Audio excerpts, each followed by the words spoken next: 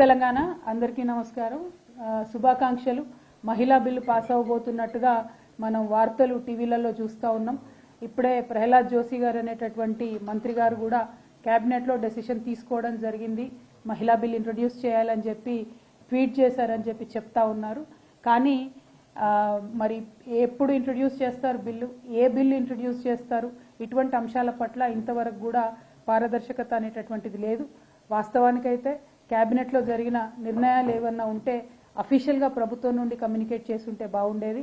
But anyway, చాలా స్వాగతించాల్సినటువంటి విషయం, చాలా సంతోషపడాల్సినటువంటి సందర్భం. ఇప్పుడు భారతదేశం గర్వంగా విశ్వం ముందు తల ఎత్తుకొని మేము కూడా మా మహిళలను సమున్నతమైనటువంటి స్థానాలలో కూర్చోబెడుతున్నాం అని చెప్పుకునేటటువంటి పరిస్థితి ఉంటుంది. ఆకాశంలో సగం, భూమిలో సగం, అధికారంలో కూడా సగం కావాలని నినదించినటువంటి మనందరికీ కూడా న్యాయం జరిగేటటువంటి రోజు దగ్గరలో ఉందని చెప్పి ఒక పక్క సంతోషంగా ఉంది. అయితే ఇంకొక పక్క చరిత్ర చూసుకున్నట్టయితే ఎప్పుడు మహిళా రిజర్వేషన్ బిల్లు పార్లమెంట్లో పెట్టినా కూడా ఏదో ఒక పార్టీ ఆబ్జెక్ట్ చేయడం, ఏదో ఒక కారణంతోనే అది వెనక్కి వెళ్ళడం అనేటటువంటిది పలు సందర్భాల్లో కూడా మనం చూసినాం. కాబట్టి ఇప్పుడు ఈ ప్రభుత్వం బిల్లు ఎటువంటి పరిస్థితుల్లో తీసుకొస్తుంది, ఆ బిల్లులో ఏమేం పెట్టారు అనేటటువంటి అంశాల పట్ల స్పష్టత ఇచ్చి ప్రతిపక్షాలందరినీ కూడా దగ్గరికి తీసుకొని, సివిల్ సొసైటీలో ఉన్నటువంటి లీడర్స్ అందరినీ కూడా దగ్గరికి తీసుకొని పనిచేసినట్టయితే బిల్లులో అడ్డంకులు రాకుండా ఉంటాయనేటటువంటిది మా యొక్క ఆలోచన. కాకపోతే ప్రభుత్వం వేస్తున్నటువంటి ముందడుగు నిజంగా వెల్కమ్ చేయదగ్గది. ఇది నిజమే అయ్యి బిల్లును పాస్ చేసేటటువంటి పరిస్థితి ఉంటే మాత్రం భారతదేశంలో కొత్త చరిత్ర సృష్టించబడుతుంది.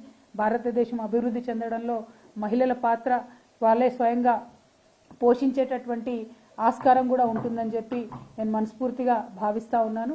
అయితే గౌరవ ముఖ్యమంత్రి గారు కేసీఆర్ గారు 2014లో బీఆర్ఎస్ పార్టీ తెలంగాణ రాష్ట్రం ఏర్పడ్డ తర్వాత బీఆర్ఎస్ పార్టీ అధికారంలోకి వచ్చినాక మొట్టమొదటి అసెంబ్లీ సెషన్లోనే 33% పార్లమెంట్లో అసెంబ్లీలలో సీట్లు ఓబీసీలకు రిజర్వ్ చేయాలని చెప్పి, అదేవిధంగా 33% సీట్లు పార్లమెంట్లో అసెంబ్లీలలో మహిళల కోసం రిజర్వ్ చేయాలని చెప్పి 10 సంవత్సరాల నాడు మేము అసెంబ్లీలో రెజల్యూషన్ పాస్ చేసి కేంద్ర ప్రభుత్వానికి పంపడం జరిగింది. కేంద్ర ప్రభుత్వం 9 సంవత్సరాలు జాప్యం చేసి ఇప్పటికైనా ఈ నిర్ణయం తీసుకున్నందుకు మేము సంతోషిస్తూ ఉన్నాం. వారి నిర్ణయం తీసుకోవడం వెనక గౌరవ ముఖ్యమంత్రి కేసీఆర్ గారిది చాలా పెద్ద పాత్ర ఉంది.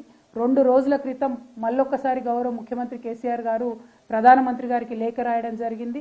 ఖచ్చితంగా మహిళా reservation bill, OBC reservation bill మీరు పెట్టాలని చెప్పి వారు డిమాండ్ చేయడం జరిగింది. మరి వారు చేసినటువంటి ఆ డిమాండ్తోని ప్రెషర్లోకి వచ్చి కాంగ్రెస్ వర్కింగ్ కమిటీ కూడా మొన్న రెజల్యూషన్ పాస్ చేసింది. అంటే ప్రధాన ప్రతిపక్షంలో కదలిక తీసుకొని రావడానికి బీఆర్ఎస్ పార్టీ మంచి పాత్ర పోషించింది. కాబట్టే ఇవాళ ప్రధాన ప్రతిపక్ష పార్టీ, అదేవిధంగా బీఆర్ఎస్ లాంటి స్ట్రాంగ్ పార్టీలు తీసుకున్నటువంటి నిర్ణయంతో కేంద్ర ప్రభుత్వం కూడా కదిలి వచ్చిందని చెప్పి మేము బలంగా విశ్వసిస్తూ ఉన్నాము. అయితే ఒకటే కోరిక, ఒకటే ప్రార్థన, కేంద్ర ప్రభుత్వంలో ఉన్నటువంటి పెద్దలతోని చిన్న చిన్న అంశాలతోని ఈ బిల్లు ల్యాప్స్ అయిపోకుండా, వెనక్కి తిరిగి వెళ్లకుండా, మళ్ళా ఏదో కమిటీలలో చిక్కుకుపోకుండా మీకున్నటువంటి మెజారిటీని ఉపయోగించి ఖచ్చితంగా మీరు ఏ రూపంలో బిల్లు పెట్టినా మీరు పాస్ చేసే ప్రయత్నం చేయండి. మీకు అండగా బీఆర్ఎస్ పార్టీ నిలబడుతుంది. మహిళా లోకం కోసం బీఆర్ఎస్ పార్టీ మహిళా బిల్లుకి తప్పకుండా మద్దతు ఇస్తుందని చెప్పి ఈ సందర్భంగా తెలియజేస్తా ఉన్నాం. మళ్ళొకసారి మహిళలందరికీ, భారతదేశ ప్రజలందరికీ కూడా ఒక మంచి అడుగు మన డెమోక్రసీలో పడబోతున్నందుకు మీ అందరికి కూడా శుభాకాంక్షలు. Thank you. జై Telangana. Ma'am, but now NCP has put with her one of his national spokesperson. So initially it was Congress, all the Congress top leaders trying to take the credit, and now NCP stated that first of all Rajiv Gandhi ji has favored the bill, and later Sharad Pawar ji has implemented it in the Maharashtra 33% women reservation. So several political parties or political leaders trying to take the credit. How do you see this? Very good. Yeah, let them all take the credit. That is not the issue here. While taking the credit, they should just support the bill, vote for the bill, not object for it. Because when we look at the history, at certain times TMC has abstained from voting, sometimes RJD had objected. I think once or twice BJP, when it was passing in Rajya Sabha and subsequently in Lok Sabha, BJP had certain objections at that point of time.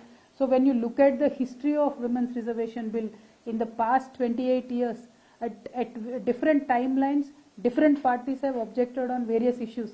Now that is why I was concerned. My apprehension is only that you will never know which party will come up with what objection.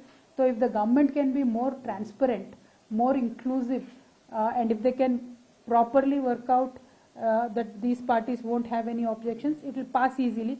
Otherwise also, this government has a historic opportunity to pass it single-handedly, because only BJP itself has enough majority to pass this bill. But we should just have to wait and watch. If their political will drive them all the way through.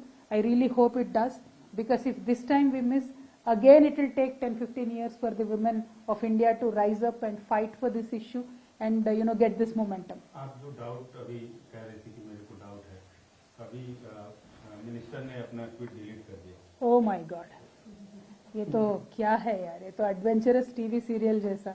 That is exactly what I am saying. Official communication is not there. Various objections, various parties, this will all come up. So this is why we were hoping that a proper, dignified approach to the women's bill is required, and I truly hope this government will keep up their dignity and dignity of women of this nation. This is not something to be trifled with. Since morning we've seen all the media outlets playing it out. Now again, going back and forth on these issues is really hurting the women, nothing else. I hope good sense will prevail upon this government and they'll work on the bill to be passed.